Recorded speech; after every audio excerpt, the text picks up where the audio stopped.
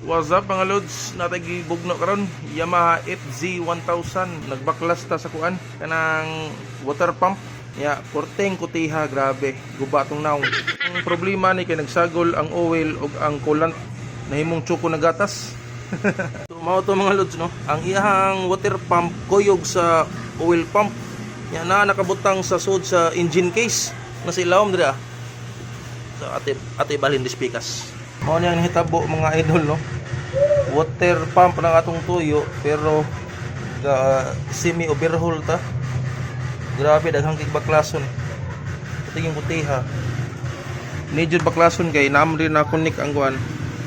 Ano connect yung chain padong sa water pump. So natangtang na nato, nabaklason nato ang chain. So maibot na ni siya, ari ni siya agi sa lawom ano tagak. So same ni siya engine sa Yamaha R1 nga 2006 mo siguro to.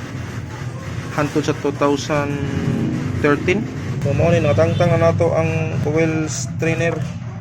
So balik tag trabaho ugma kay gabi na.